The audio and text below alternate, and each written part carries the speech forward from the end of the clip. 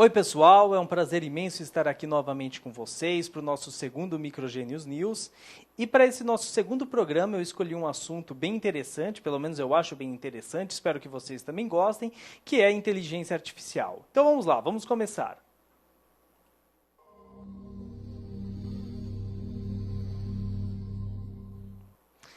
Bem pessoal, por que eu escolhi esse assunto para conversar aqui com vocês, para discutir um pouquinho com vocês? Também depois quero ver aí o comentário do pessoal, né, as dicas, as sugestões, as críticas, tá bom?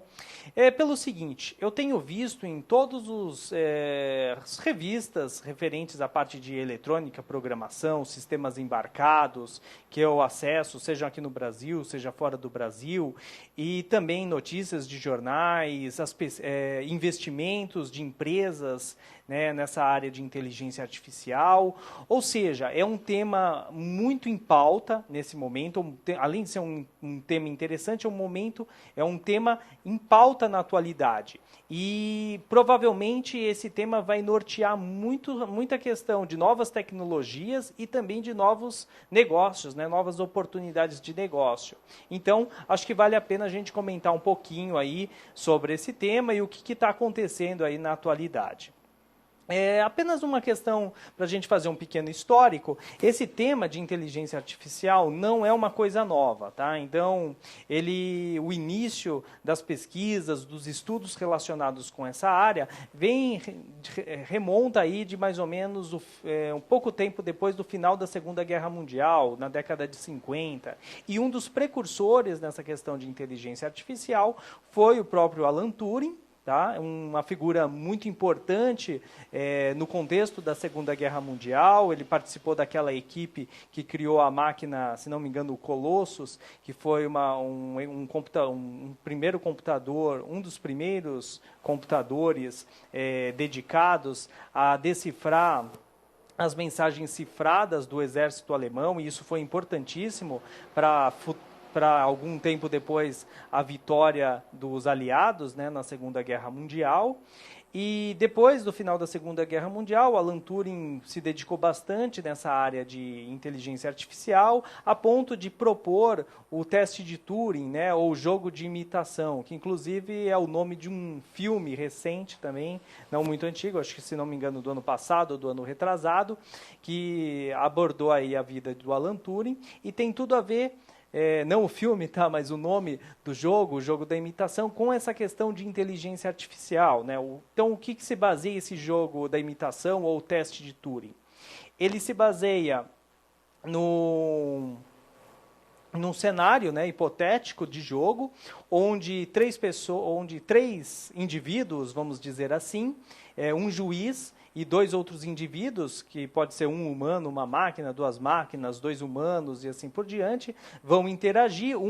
Os três estão isolados, um não consegue ver o outro, e o juiz faz perguntas, faz questionamentos em linguagem humana, tá? Em linguagem natural, vamos dizer assim, para esses outros indivíduos, e a partir das respostas desses outros indivíduos, o juiz tem que dizer se um deles é máquina, se um deles for máquina, qual deles é máquina, ou se não tem nenhuma máquina, ou se são duas máquinas, e assim por diante. E o Alan Turing propôs que se uma máquina fosse desenvolvida de modo a passar por esse teste, né, então ser impossível de verificar, para o juiz verificar se quem está respondendo se trata de um ser humano ou de uma máquina, então ela chegaria aí num grau de uma inteligência próxima da inteligência humana. Tá bom?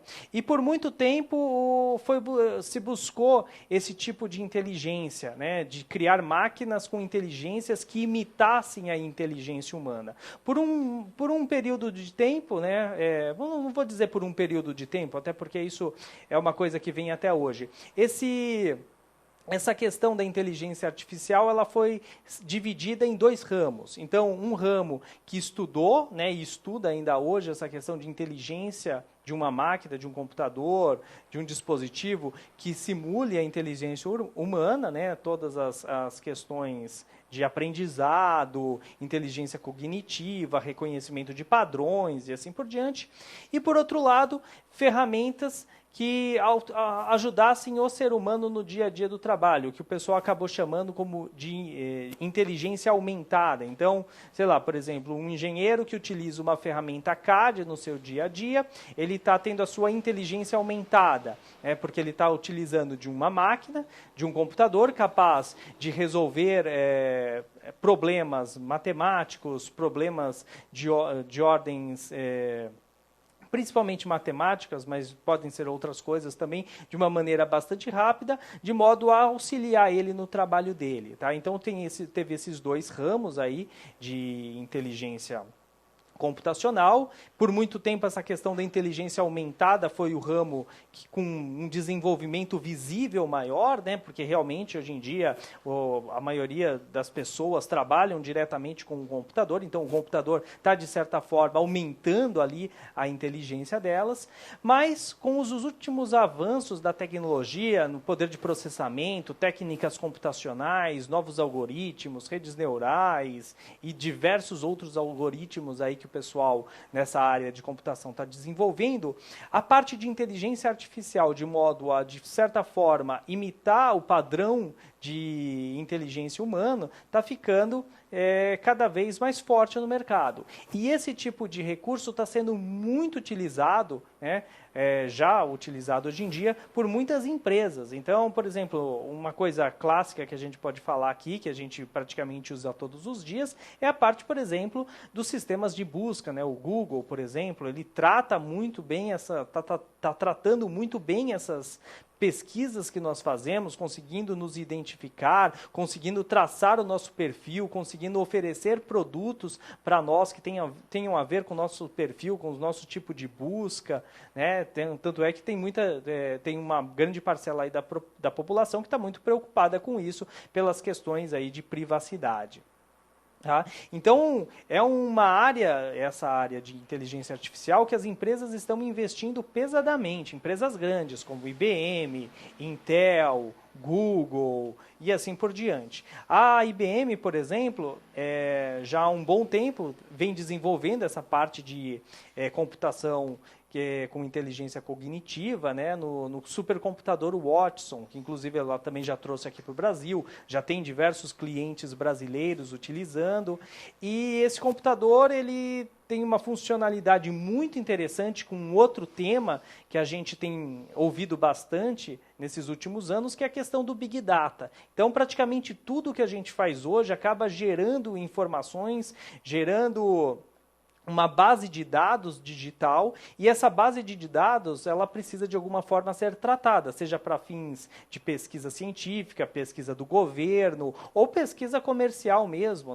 como essa questão das pesquisas do Google, oferecimento de produtos, serviços, traçar um perfil de uma empresa, de um profissional, de um consumidor, e assim por diante. Então, o pessoal da IBM desenvolveu aí essa ferramenta, o Watson, com esse foco. E é bem interessante, já tem muitos clientes na área bancária, área médica, e assim por diante. Inclusive, até clientes menores, até ferramentas como, por exemplo, Raspberry ou outras, você consegue utilizar elas para fazer um acesso ao Watson por meio de uma API lá do Watson e jogar as suas informações para ele estar tratando aí para você, ajudando você no tratamento dessas informações. É algo bem interessante.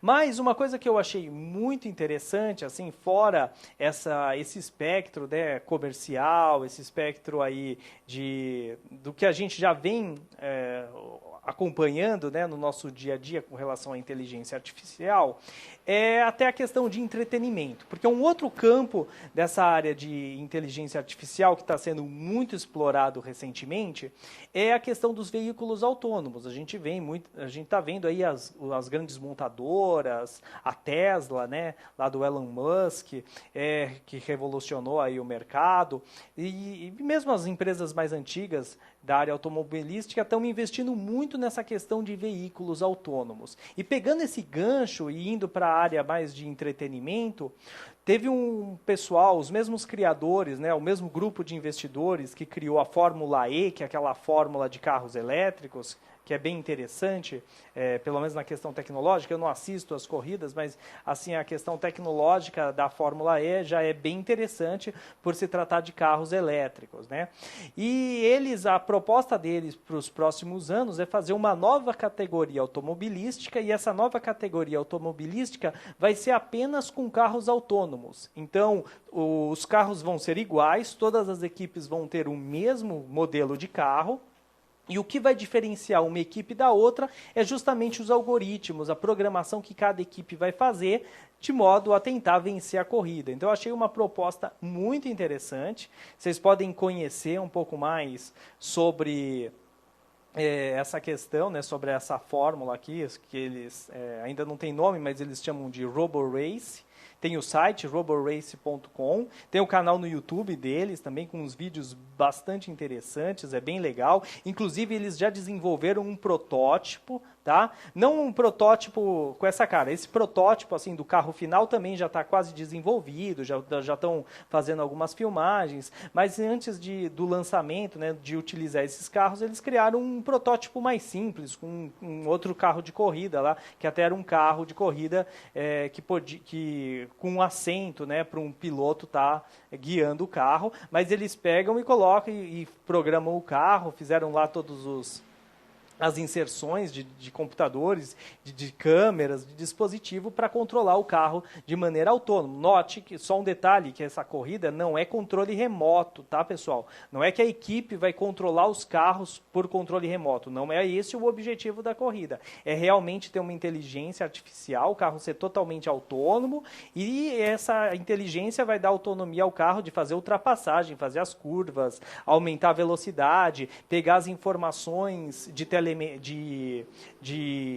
do carro, né, e economizar combustível, economizar pneus e assim por diante. Vai ter que gerenciar todo o carro. É bem interessante mesmo a ideia deles. E eles já fizeram alguns protótipos e parece que, inclusive, esse protótipo desse carro, ele está fazendo as aberturas da Fórmula E. Então, antes da Fórmula E, esse carro, esse protótipo deles, vai dar a volta na pista, né? Apresenta lá para o público que está assistindo essa nova tecnologia. Achei muito interessante. E para mostrar que isso daqui realmente está em pauta, essa questão de veículos autônomos, né? E que grandes players aí do mercado estão ou investindo em tecnologia ou investindo até na compra de outras empresas, é que essa semana a Intel, ela finalizou a aquisição, o acordo de aquisição com essa Mobileye aqui, que é uma empresa israelense. É uma empresa líder no mercado na área de visão computacional e de desenvolvimento de dispositivos autônomos, inteligentes, não vou dizer autônomos, dispositivos inteligentes que auxiliam o condutor de um veículo. O valor da transação foi da ordem de 15 bilhões, está sendo especulado aí na ordem de 15 bilhões. Então vocês veem que realmente é um assunto em pauta e que vai gerar aí muitos negócios, vai pautar aí o futuro dos próximos lançamentos tecnológicos no mercado. Então, eu achei um tema bastante interessante de estar comentando aqui com vocês de maneira resumida, de maneira rápida. Eu vou depois colocar todos os links, tanto no blog, quanto na descrição lá do nosso canal do YouTube, e eu acho que vale a pena depois vocês darem uma olhada, e vamos lá, vamos comentar, dizer o que vocês acham, né, sobre esse assunto, experiências que vocês possam ter tido com essa área de inteligência artificial. Acho que tudo isso daí é bem vantajoso para essa discussão e para a gente conhecer mais sobre o assunto. Agora, para finalizar, falando algumas novidades aí da Microgênios. Então, quem acessa o site da Microgênios já deve ter visto. Já programamos aqui mais três novos treinamentos para o portal de membros. Então, vamos ter aqui o curso de AVR, que eu já tinha comentado com vocês, com o nosso parceiro, o Daniel Quispe, o engenheiro Daniel Quispe. E vamos ter mais 2 cursos aí com o professor Fernando, mais um curso de Node MCU, né, voltado para essa área de automação residencial. Muito legal esse curso aqui também. E, por último, um curso de GSM e GPRS, aí aplicações também voltadas para essa questão de automação. Então, para o pessoal que já é assinante do portal de membros, lembrando, vocês sempre têm acesso aí a esses novos cursos, seja assistindo às aulas ao vivo ou posteriormente às gravações. Quem ainda não é assinante do portal de membros, eu lembro, assine, aproveite para assinar ainda nesse mês de março, porque estamos aí com algumas condições bem especiais. E como a gente falou aqui de inteligência artificial, e como eu comentei com vocês, que muitos por exemplo, a IBM, lá no sistema dela, o Watson, disponibiliza APIs para você conectar seus dispositivos a ele.